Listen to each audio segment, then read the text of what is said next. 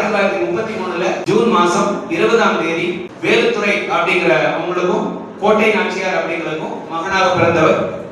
அவருடைய இயற்பெயர் பாலகிருஷ்ணன். எத்தனை பேருக்கு தெரியும் தெரியல, ஸ்ரீரங்கராஜன். ஆனா அவருடைய அப்ப அவர் பிறந்தப்ப ராஜாவுக்கான துரைசிங்க ராஜாவுக்கு அந்த பதவி திருப்பி கிடைக்குது. ஒரு காத்தம நாச்சியார் உங்களுக்கு தெரியும், அந்த இதுல வரும்போது அவருக்கு திருப்பி பிரிவிய கவுன்சில்ல இருந்து ஆர்டர் கிடைக்குது. அப்ப இந்த குழந்தை பிறந்தனால இந்த குழந்தை வளமையெல்லாம் கொண்டு வந்து இந்த அரண்மனைக்கு சேர்த்திருக்கு அப்படின்னு சொல்லி அந்த குழந்தையை தத்தெடுத்து தன்னுடைய அரண்மனையிலே வளர்க்குறாங்க. யார் அப்படின்னா ரெங்கநாச்சியார் நம்முடைய மனைவி, அவங்களுடைய தங்கையினுடைய பையன் தான். ஆனா பெரியம்மாட்டே அவர் வளர்றார். அதனால அவங்களுடைய பேரை பாலகிருஷ்ணன் பேரை மாறி அவங்களுடைய பெரியம்மாவுடைய பேர் சேர்த்து ஸ்ரீரங்கநாதன் அப்படின்னு அவங்க பேர் மாறிச்சு. ராஜாவுக்கு வேண்டிய அத்தனை தகுதிகளும், ஒரு சிறந்த போராளிக்கு வேண்டிய அத்தனை திறன்களையும் அவருடைய வார்த்தெடுக்கப்படுறாங்க. அவருடைய கல்லூரி படிப்பு பச்சையப்பன் கல்லூரியில் படிக்கிறாரு. மிகச்சிறந்த படிக்கும் போதே மிகச்சிறந்த ஆற்றல் மிக்க பேச்சாளர், எழுத்தாளர், ஆங்கிலத்திலே மிகச்சிறந்த புலமை குறித்தவர். காலங்காலமாய் அவர்கிட்ட தான் கத்துக்கணும். 3 மணிக்கு மீட்டிங் கரெக்டா 3 மணிக்கு ஆரம்பிச்சுவாங்க. யாரும் இருந்தாலும் வராட்டி அந்த அளவுக்கு இருப்பாங்க.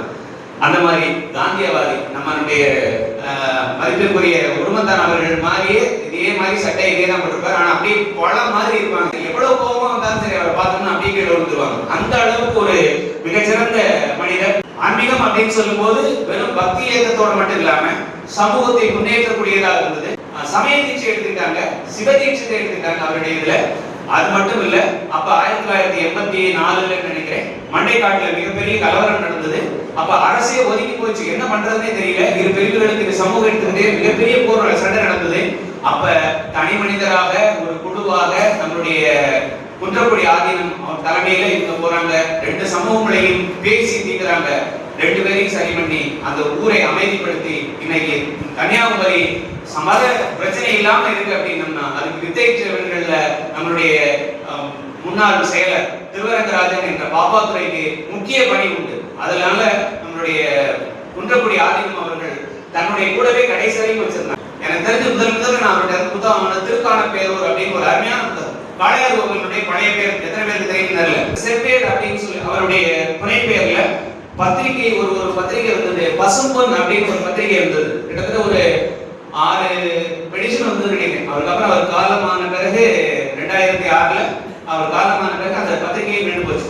அதனுடைய ஆசிரியராக இருந்தாங்க, எடிட்டரா இருந்தாங்க. மிகச்சிறந்த எழுத்தாளர். அந்த புத்தகம் என்னுடைய 6 பிரதிகள் 4 பிரதி இன்னமும் அவருடைய பொக்கிஷமா பாதுகாக்கிறேன். பேச்சாளர்னா எதிரே மோனையோட பேசுற மனிதர்கள் இல்ல. அடுத்தவங்களுடைய உணர்வு மனதுக்குள் உள்ளுக்கு நுழைஞ்சு ஒரு 5 நிமிஷத்துல அவங்க அப்படியே மனசை கரைச்சி மாத்திடுவாங்க. எவ்வளவு பிரச்சனைகள் பள்ளியில காலகட்டத்துல வந்தப்ப அத்தனை பிரச்சனைகளையும் சரி பண்ணி எல்லாரோடையும் பேசி எல்லாரையும் சரி பண்ணி அந்த பள்ளியை வீடு நடை கொண்டு போக பண்ணி இன்னைக்கு ஒரு 1620 மாணவர்கள் இந்த பள்ளியிலே படிக்கிறாங்க அப்படின்னா அதனுடைய ஆரம்ப கால விதை அவர்தான். ஏன்னா நான் உங்களுக்கு 1995 இந்த பள்ளியினுடைய தேர்ச்சி சதவீதம் 13, வெறும் 13%. செயலர் அவங்க வந்து நைட் உட்காருவாங்க, எங்களோட உட்காருவாங்க. நைட் 8:30 நாங்க இங்க இருந்து நான் திருமலை எனக்கு சுத்தம் 8:45 9 மணிக்கு இங்க இருந்து கிளம்பி பத்திரிகை போவேன். ஒரு பள்ளியினுடைய செயலர் வந்து மாணவர்களுடைய வளர்ச்சிக்காக ஒரு காஃபியை போட்டு உட்கார வச்சுட்டு எவனெல்லாம் தூங்குறானுங்களாம் காஃபியை போட்டு உட்கார வச்சு ஆசிரியர்கள் உட்கார வச்சு அவங்களுக்கு மோட்டிவேட் பண்ணி தேர்ச்சி அப்பவே 98% கொண்டு வந்தாங்க. அன்னைக்கு அவங்க கொடுத்த முயற்சி இன்று 99.6% தேர்ச்சி இன்னைக்கு தொடர்ந்து வேண்டும் செய்யுமா சேலஞ்ச் பண்றோம். எந்த பள்ளியில இருந்து எந்த மாணவர்கள் வேணாலும் வாங்க, எந்த தரத்துல வேணாலும் வாங்க, அந்த மாணவர்களை தேர்ச்சி பெற செய்ய வைக்கிறோம் அப்படின்னு சொல்லி சில மாணவர்கள் ரொம்ப சேட்டை பண்ணாங்க. அப்ப நாங்கெல்லாம் போய் ரெப்ரசன்டேஷன் பண்ணி இந்த பையன்களை பள்ளிக்கூடத்தை விரட்டிடுவோம் அப்படின்னு. அவங்க சொன்ன வார்த்தை இன்னும் நினைவில் இருக்கு. அதுதான் என்னுடைய கோல் அப்படின்னு சொல்லுவேன். இந்த பள்ளிகளுக்கு ஒரு பையனை விரட்டி விட்டுட்டோம்னா வேற அவன் எங்க போவான்? வேற எங்க போறதுக்கு இடமே. அப்ப இப்ப கூட நிறைய பள்ளிகள் ரவுடியா போயிடுவான், திருடனா போயிடுவான், கொலகாரனா போயிடுவான். அப்படி எல்லாம் போகணும்னு ஆசைப்படுறீங்களா அப்படின்னு கேட்டாரு. இல்ல, அப்ப அந்த பள்ளியில சேர்த்துங்க, நீங்க தான் அந்த பையனை திருத்தணும், அப்படிதான் வருவான் அப்படின்னு. அப்ப இந்த பள்ளியினுடைய விளிம்பினை மனிதர்களுக்கும் ஏழைகளுக்கும் வறுமையில் இருக்கிறவங்களுக்கும் நல்ல தரமான கல்வியை கொடுக்கறதா இந்த கல்வி. இது ஒரு வேள்வி. இதுல நீங்க வேலை பார்க்கறதுங்கிறது ஒவ்வொரு ஆசிரியரும் பெருமைப்பட வேண்டிய விஷயம். வெறும் சம்பாதிக்காத பணத்துக்காக இருப்பாருங்க. கடைசி குரலிடமாக வறுமையிலே கஷ்டத்திலே இருக்கிற பெற்றோர்களுடைய கடைசி குரலிடமாக நான் கஷ்டப்படுறேன், நான் வறுமையில இருக்கேன், என் குழந்தையை ஒரு வழி முன்னாடி கொண்டு வரணும், அதுக்கு இந்த பள்ளி முன்னேற்றலா இருக்கு, எப்படியாவது இவனை கையை பிடிச்சு காலை பிடிச்சு தலையை மேல தூக்கி கொண்டே விட்டுருங்க அப்படின்னு சொல்லி ஒவ்வொரு ஆசிரியர்களும் அப்படி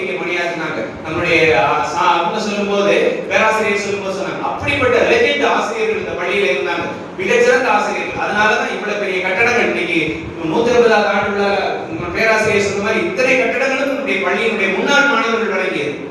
எதுக்காக கொடுத்துருக்காங்க?